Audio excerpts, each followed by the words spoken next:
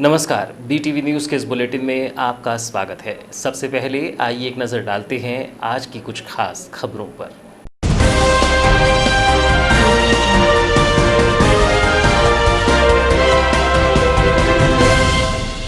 मुखबिरी के शक में युवक की हत्या। लांजी पाल डोंगरी क्षेत्र का है मामला। युवक के शव के पास मिला है नक्सली पर्चा। हैदराबाद में कार्य करता था मृतक युवक। जांच में जुटी पुलिस, बढ़ाई गई है सर्चिंग। जिले में मिल गए 4 नए कोरोना पॉजिटिव मरीज। कोरोना पॉजिटिव मरीजों की संख्या 6 हुई। डेडिकेटेड कोविड हेल्थ सेंटर में कराया गया भर्ती। पूर्व से ही आइसोलेशन में रखे गए थे मरीज। मुंबई से श्रमिक स्पेशल ट्रेन के जरिए पहुंचे थे लांजी। कोरोना संक्रमण के दौरान 8,377 परीक्षार्थियों ने हल किया पर्चा। मंगलवार से प्रारंभ हुए कक्षा 12वीं के पेपर। रसायन शास्त्र और भूगोल का पेपर हुआ संपन्न। 1 घंटे पूर्व परीक्षा केंद्रों में पहुंचे परीक्षार्थी। स्क्रीनिंग के बाद दिया गया परीक्षा कक्ष में प्रवेश। परीक्षा से पहले परीक्षार्थियों की कड़ी धूप में तपस्या। परीक्षा केंद्रों पर व्यवस्था का अभाव। गुत्थम गुत्था नजर आए परीक्षार्थी। खुले मैदान और गर्मी में सोशल डिस्टेंसिंग का पाठ। अप्रशिक्षित को थमा दिया गया थर्मल स्कैनर। नहीं हो पाई छात्रों की थर्मल स्क्रीनिंग। और अब समाचार विस्तार से। बालाघाट जिले के नक्सल प्रभावित लांजी थाना क्षेत्र के अंतर्गत एक बार फिर एक युवक की गोली मारकर हत्या कर दी गई। युवक की हत्या के पीछे नक्सलियों का हाथ होने का अनुमान लगाया जा रहा है, क्योंकि युवक के शव के पास कथित नक्सली पर्चा भी बरामद हुआ है। मृतक पुजारी टोला गांव का रहने वाला था, जिसका शव रायली और नेवरवाही गांव के बीच से पुलिस ने बरामद किया है। बता दें कि पूर्व में भी मुखबिरी के शक में एक व्यक्ति की गोली मारकर हत्या कर दी गई थी और आए दिन इस इलाके में नक्सलियों की धमक देखने को मिलती है। घटना के संबंध में प्राप्त जानकारी के अनुसार गोली लगने से मरे हुए युवक का नाम सन्नू, पिता चौतराम, उम्र 30 वर्ष बताया जा रहा है, जो कि पुजारी टोला का रहने वाला है। ये युवक हैदराबाद में रोजी रोटी कमाने भी जाता था, जो कुछ हफ्ते पहले ही लॉकडाउन के चलते अपने गांव में आया हुआ था। मृतक के परिजनों की माने तो गांव के ही एक व्यक्ति ने रविवार की रात उसे बुलाकर ले गया और 2 दिन बाद सन्नू की गोली मारकर हत्या होने की जानकारी मिली। मिस्त्री बिल्डिंग कहाँ पे करता था? हैदराबाद। कब गया था हैदराबाद? ये बहुत दिन हो गया। अब कब आया वापस? यहाँ रहता था क्या? यहाँ रहता था? घर में रहता था। मतलब आना जाना करता था कि बहुत देर यहाँ रहता था कि बहुत देर हैदराबाद रहता था? नहीं, यहाँ आया था, यहाँ जाता था। और हैदराबाद में कब जाता था? पानी का काम होता है, वो बात उसके बाद जाता था। ये जो तुमको घटना की कब पता चला? आज पता चला। कब लेके गया? क्या हुआ था? कैसे क्या हुआ था? इतवार को ले गया था। कितने ले गया था? अपने गांव का आदमी बुला के। गांव का? क्या नाम उसका नाम क्या था? सहमत ने। अच्छा, फिर क्या बोल के ले गया था? सो गया था सर। हाँ, तो उठा के ले गए उसको गांव का आदमी। कितने लोग आए थे? कितने लोग आए थे? एक आदमी था। एक ही था। उठा के रात कितने बजे ले गया था? 10 बजे। रात को 10 बजे। और फिर कल नहीं मिला? नहीं मिला। तुमने ढूंढा उसको? हाँ, उसको पूछे कि उसको पूछे फिर सहमत को? कल भी नहीं मिला मेरे को। वो भी नहीं मिला। कहाँ रहता सहमत? कोई कार्यक्रम में वहाँ आ गया। कौन गांव का है सहमत? अपने गांव का है। आपके गांव का है? हाँ। अच्छा, तो ये तुमको घटना की जानकारी कैसे मिली? जब फोन लगाया था। फोन लगाया था गांव का। आपको बताएं कि मध्य प्रदेश के अति संवेदनशील बालाघाट जिले में पुलिस की मुखबिरी के शक में पहले भी कई ग्रामीणों को नक्सलियों ने गोली मारकर मौत के घाट उतारा है। लांजी क्षेत्र के ही पुजारी टोला इलाके में 1 साल पहले एक व्यक्ति की गोली मारकर हत्या कर दी गई थी। वहीं पुलिस एनकाउंटर में 2 नक्सली पुजारी टोला में मारे गए थे। एक बार फिर गोली मारकर की गई हत्या से समूचा इलाका आतंकित है। वहीं घटना के बाद पुलिस ने शव को बरामद कर पोस्टमार्टम कर परिजनों को सौंप दिया है और सभी पहलुओं पर मामले की जांच की जा रही है। आज सुबह लांजी थाना क्षेत्र अंतर्गत एक सूचना प्राप्त हुई थी, जिसमें कि ये बताया गया कि ग्राम नेवरवाही के पास में एक ग्रामीण का शव पड़ा हुआ है, जो संदिग्ध हालत में है। जिसे देखकर उसके पास कुछ एक कागज़ भी पड़ा हुआ था, जिसमें ये दर्शाया गया था कि ये इनकी हत्या की गई है। उनकी बॉडी में चोट के निशान भी थे और खून बह रहा था। उनको हमने वहाँ से लाकर उनका PM कराया है। PM रिपोर्ट आने के बाद और क्लियर होगा कि इनकी हत्या किस माध्यम से हुई है, गोली लगी है या धारदार हथियार से। और आसपास के क्षेत्र में इनका जो नाम बताया जा रहा है उससे भी हम वेरीफाई कर रहे हैं, इनके परिजनों से संपर्क किया जा रहा है। जैसे ही वो इनकी आइडेंटिटी क्लियर होती है उस आधार पे विवेचना आगे बढ़ाई जाएगी और क्लियर किया जाएगा कि ये पूरा क्या मामला है। सर वो बताया जा रहा है कि गोली लगी है, गोली भी निशान है। वो पीएम के बाद एकदम कंफर्मेशन हम आपको दे पाएंगे। एक बार पीएम हो जाए उसमें से क्लियर होगा कि ये बुलेट वुंड है या कैसे हुआ। सर पुजारी टोला के आसपास नक्सलियों के द्वारा सोनू टेकाम की हत्या करने के बाद शव के पास भारत की कम्युनिस्ट पार्टी माओवादी संगठन का एक पर्चा भी पुलिस को प्राप्त हुआ है, जिसमें पुलिस मुखबिर को चेतावनी लिखी गई है। सोनू पुलिस मुखबिर का काम करता था, इसलिए पीएलजीएस सोनू को मौत की सजा दी जाती है। कोई भी पुलिस मुखबिरी करने वालों, मुखबिर काम छोड़ दो, सही जिंदगी का रास्ता पकड़ लो और जनता में जाकर माफी मांगो और जनता के साथ मिलजुल कर रहो, वरना मुखबिरी का रास्ता नहीं छोड़ने से सोनू की सजा ही जैसी मौत की सजा मिलती रहेगी। इस घटना के संबंध में ये जानकारी भी प्राप्त हुई है कि रविवार 7 जून को पुजारी टोला में मृतक सोनू अपने परिजनों के साथ सो रहा था। इस दौरान ग्राम का ही एक व्यक्ति आया और रात्रि 10 बजे सोनू को उठाकर ले गया। दूसरे दिन 8 जून को पूरा दिन सोनू के पिता चौथा ने सोनू को ढूंढने का प्रयास किया, लेकिन वो कहीं भी नहीं मिला। और दूसरे दिन 9 जून को मृतक सोनू के शव मिलने के बाद पिता को जानकारी प्राप्त हुई। पिता चौथा ने बताया कि उसका नक्सली लोगों से कोई संबंध नहीं है। बालाघाट जिले में 4 नए कोरोना पॉजिटिव मरीज मिले हैं। इन नए मरीजों के मिलने से जिले में कोरोना पॉजिटिव मरीजों की संख्या बढ़कर अब 6 हो गई है। पूर्व में कोरोना पॉजिटिव पाए गए 7 मरीजों में से 5 मरीज ठीक हो चुके हैं और उनकी कोरोना रिपोर्ट नेगेटिव आने पर उन्हें अस्पताल से डिस्चार्ज कर दिया गया है। जबकि 9 जून को आईसीएमआर लैब जबलपुर से 18 सैंपल की रिपोर्ट कोरोना नेगेटिव पाई गई। मुख्य चिकित्सा एवं स्वास्थ्य अधिकारी डॉक्टर मनोज पांडे से प्राप्त जानकारी के अनुसार बालाघाट जिले में 4 और कोरोना पॉजिटिव मरीज पाए गए हैं। 8 जून की देर रात्रि में आईसीएमआर लैब जबलपुर से प्राप्त 10 रिपोर्ट्स में से 4 लोगों की रिपोर्ट कोरोना पॉजिटिव पाई गई है। इसमें लांजी तहसील के ग्राम बिसोनी के 2 और ग्राम भुरसा डोंगरी के 2 मरीज कोरोना पॉजिटिव पाए गए हैं। ये मरीज पहले से ही आइसोलेशन में रखे गए थे और इन्हें अब dedicated Covid health centre Gaykhuri Balaghat में उपचार के लिए शिफ्ट कर दिया गया है। लांजी तहसील के ग्राम भुरसा डोंगरी और बिसोनी के कोरोना पॉजिटिव पाए गए 4 लोग 1 जून की रात को श्रमिक स्पेशल ट्रेन से मुंबई से चले थे और 2 जून को दोपहर 4 बजे जबलपुर पहुंचे थे। वहां से ये लोग बस से बालाघाट पहुंचाए गए। ये लोग 3 जून की शाम को अपने घर पहुंचे थे। ग्राम की आशा कार्यकर्ता को इन लोगों के आने की सूचना मिलने पर उसने उन्हें तत्काल क्वारंटाइन सेंटर में रहने भेज दिया था। इन लोगों के साथ क्वारंटाइन किए गए सभी 15 लोगों के सैंपल लिए जा रहे हैं। बालाघाट जिले में 4 और मरीजों के कोरोना पॉजिटिव पाए जाने से कोरोना पॉजिटिव मरीजों की कुल संख्या बढ़कर अब 6 हो गई है। पूर्व में बालाघाट जिले में कुल 7 मरीज कोरोना पॉजिटिव पाए गए थे। इनमें से 3 मरीज खैरलांजी तहसील के ग्राम भजिया दंड के, 3 मरीज ग्राम बेनी के और 1 मरीज लांजी तहसील के ग्राम मोहझरी का था। इन 7 मरीजों में से पहले 2 मरीजों की रिपोर्ट और बाद में 3 मरीजों की रिपोर्ट कोरोना नेगेटिव आने के कारण इन्हें डिस्चार्ज कर दिया गया है और पुराने 7 में से अब केवल 2 मरीज ही उपचार के लिए शेष बचे हैं।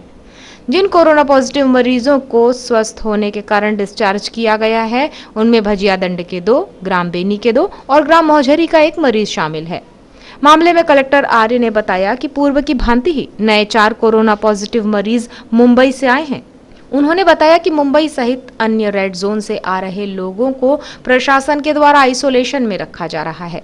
कलेक्टर आर्य ने बताया कि जिले में बाहर से आए 1,10,000 लोगों में से 6,000 लोग अब भी क्वारंटाइन में हैं, जबकि ये 4 पॉजिटिव मरीज भी लांजी क्षेत्र के पाल डोंगरी में बनाए गए आइसोलेशन सेंटर में रखे गए थे, जिसमें भी उनके एक साथी की रिपोर्ट आना अभी बाकी है।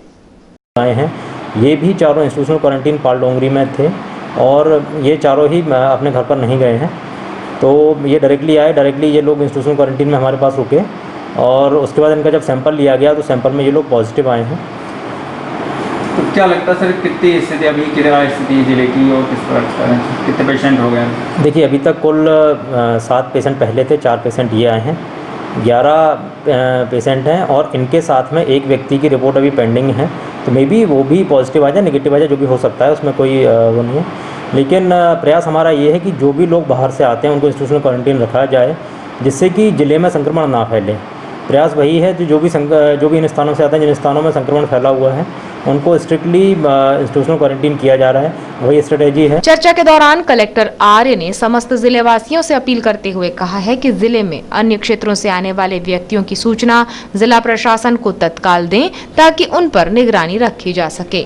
अगर वो संदिग्ध हैं तो समय पर उनकी पहचान की जा सके। अनुरोध सभी आप लोगों सभी से ये करूँगा कि जो भी आपके घर में कोई व्यक्ति आ रहा है, आपके कोई रिलेटिव आ रहे हैं, या कोई वापस आके शहरों से आ रहा है, ग्रामीण क्षेत्रों में, शहरी क्षेत्रों में, तो कृपया प्रशासन को सूचित ज़रूर करें।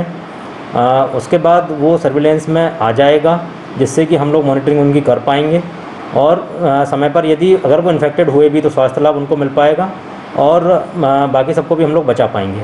तो अनुरोध आप सभी से ये है कि एक तो strict institutional quarantine, home quarantine का पालन हमको करना है सभी को मिलकर के। दूसरा, प्रशासन को या स्वास्थ्य विभाग को इसका रिपोर्ट जरूर करना है। हाई स्कूल और हायर सेकेंडरी स्कूल की 20 से 31 मार्च तक के सभी शेष प्रश्न पत्रों की परीक्षा कोविड-19 के चलते स्थगित कर दी गई थी। हाई स्कूल की परीक्षा को रद्द कर उन्हें जनरल प्रमोशन दे दिया गया, लेकिन हायर सेकेंडरी की परीक्षा को जून माह के दूसरे सप्ताह में कराए जाने के निर्देश जारी किए गए थे। 9 जून से हायर सेकेंडरी स्कूल की परीक्षा रसायन पर्चे के साथ प्रारंभ हुई। जिले में हायर सेकेंडरी परीक्षा के लिए कुल 121 परीक्षा केंद्र बनाए गए हैं, जिसमें से कुल 8,457 परीक्षार्थी दर्ज किए गए थे। इनमें 80 परीक्षार्थी अनुपस्थित रहे, वहीं 8,377 ने पूरे एहतियात के साथ शांतिपूर्वक पर्चा हल किया और एक भी नकल प्रकरण सामने नहीं आया। ज्ञात हो कि कक्षा 12वीं की परीक्षाएं 2 पालियों में आयोजित की गई थी। इसमें 1 घंटे पूर्व परीक्षार्थियों को परीक्षा केंद्र पहुंचने के निर्देश जारी किए गए थे। परीक्षार्थी निर्धारित समय से पूर्व परीक्षा केंद्रों में पहुंचे। यहां केंद्र में सोशल डिस्टेंस के लिए बनाए गए गोलों में उन्हें खड़ा किया गया। इसके बाद परीक्षार्थियों और वीक्षकों की थर्मल स्क्रीनिंग से जांच की गई। इसके बाद परीक्षा केंद्र व वाहनों को भी सैनिटाइज किया गया। इसके बाद परीक्षार्थियों एवं वीक्षकों को प्रवेश दिया गया। वहीं परीक्षा के दौरान पूरे समय परीक्षार्थी व वीक्षक मास्क पहने नजर आए।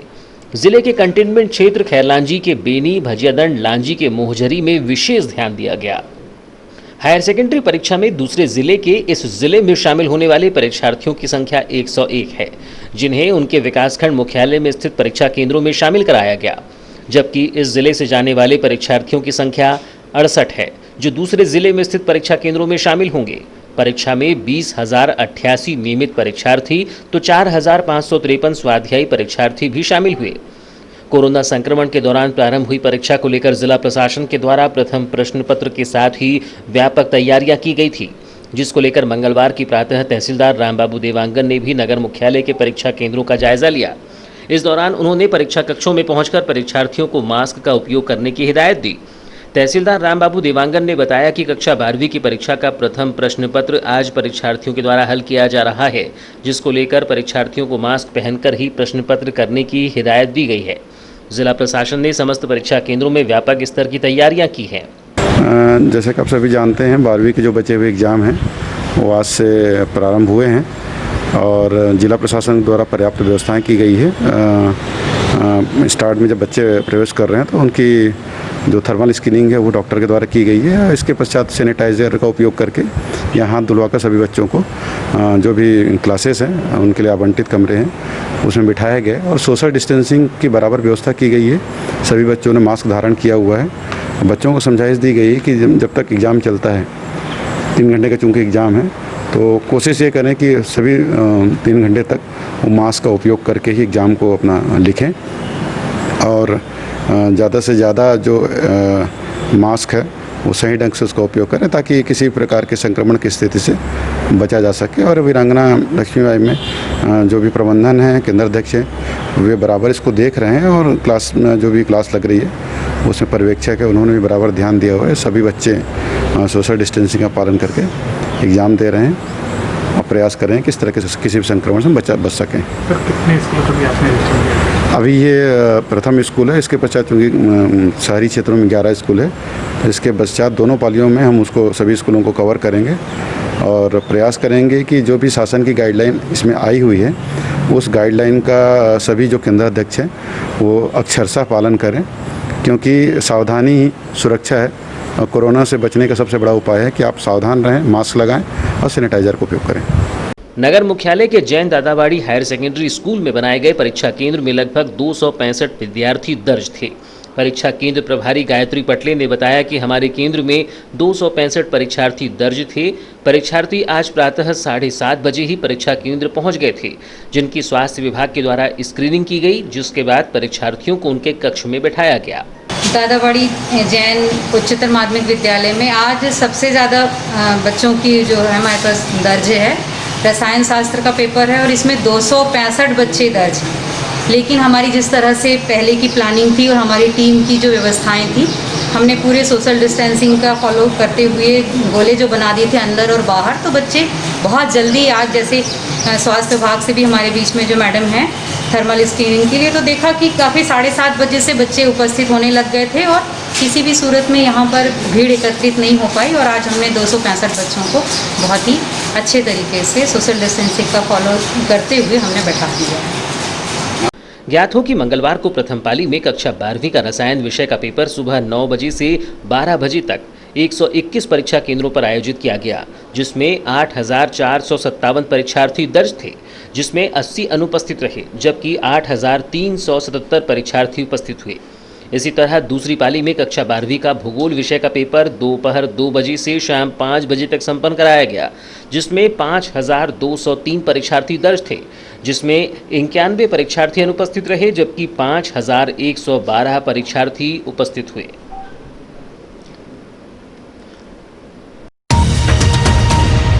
कोरोना महामारी ने व्यवस्थाओं में परिवर्तन किया है, जिसमें परीक्षाएं भी प्रभावित हुई हैं। कक्षा 12वीं के बचे हुए पर्चों के इम्तिहान फिर 9 जून से प्रारंभ हुए हैं, जिसमें कई तरह का नयापन दिखाई दिया और इसमें परीक्षा पूर्व तैयारियों की व्यवस्था अव्यवस्थाओं में तब्दील होते हुए भी नजर आई।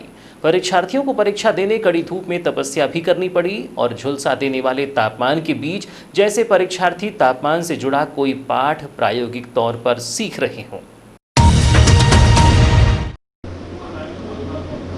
कोरोना की वजह से प्रभावित हुई बोर्ड परीक्षाओं में कक्षा 12वीं के बचे पर्चों के इम्तिहान 9 जून से प्रारंभ हुए।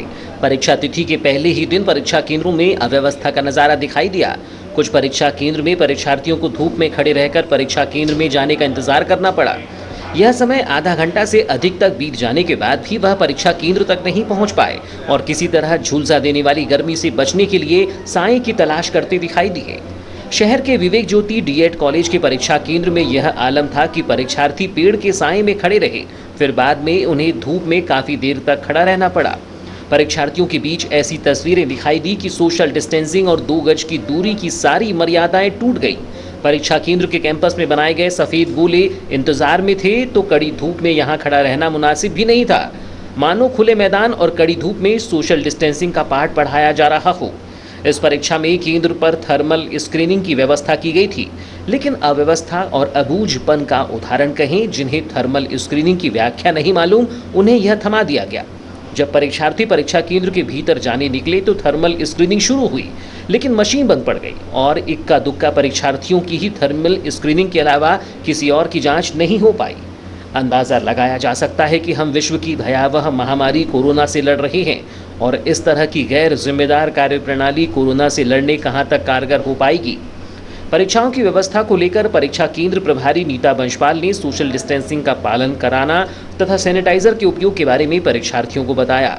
साथ ही उन्होंने आवश्यक जानकारी भी दी, लेकिन जब परीक्षार्थियों के लिए इंतजाम किए जाने का सवाल किया गया तो उन्होंने इसे किनारा कर लिया। दर्ज थे, जिसमें से 270 बच्चे है ना, उसको इसलिए दर्ज माने हमने क्योंकि 3 बच्चे दूसरे ज़िले में चले गए और 2 बच्चे एब्सेंट हो गए, तो 268 बच्चे हमारे सुबह की पाली में दर्ज थे। सेकेंड पाली में 208, उसमें से 2 बच्चे दूसरे ज़िले में गए हैं।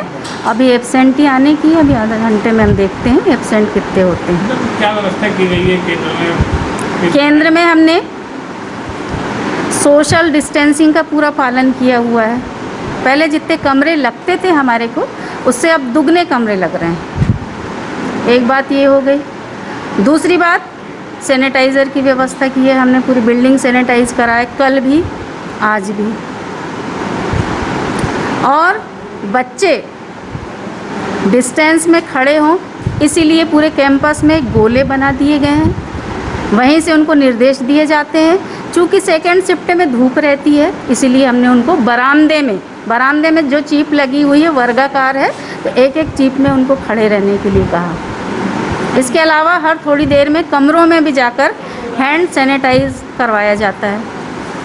जिला शिक्षा कार्यालय से क्या पंडाल की व्यवस्था नहीं कराई गई? बरामदे में काफ़ी धूप है। अब इस तरह की व्यवस्था तो नहीं हो पाई है, लेकिन हम लोग सेकंड शिफ्ट में बरामदे में खड़ा रह करके बच्चों को धूप से बचा लेते हैं।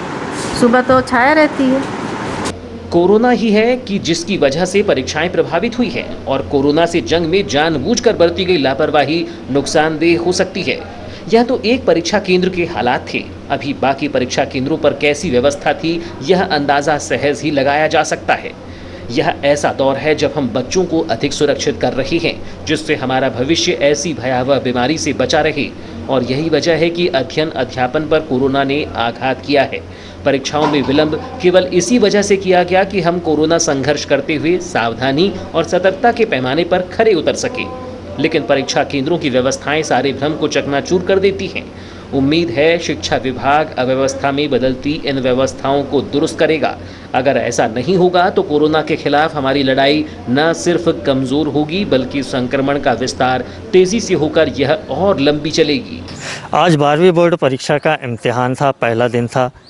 यहाँ केंद्रों में किस तरह की व्यवस्था थी, ये देखने के लिए हम यहाँ विवेक ज्योति स्कूल में पहुँचे। यहाँ पर हमें जो नज़ारा दिखाई दिया वो सचमुच चौंकाने वाला था। बच्चे पहले पेड़ों के छाए में रहे, उसके बाद में वो कड़ी धूप में आकर खड़े हुए, और फिर एक ऐसा मौका आया कि जब उन्हें थर्मल स्क्रीनिंग के लिए बुलाया गया तो थर्मल स्क्रीनिंग भी नहीं हो पाई और बच्चे अपने केंद्र कक्षा की तरफ, अपने रूम की तरफ बढ़ गए।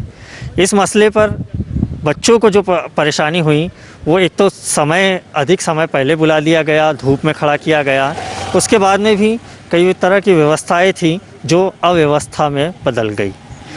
ऐसी स्थिति में जब हमने केंद्राध्यक्ष से बात करना चाहिए तो उन्होंने इस मसले पर कुछ भी कहने से इनकार कर दिया।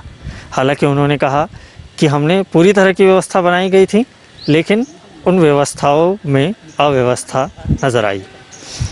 मैं कैमरामैन शहबाज खान के साथ मैं कादिर शेख, PTV न्यूज़।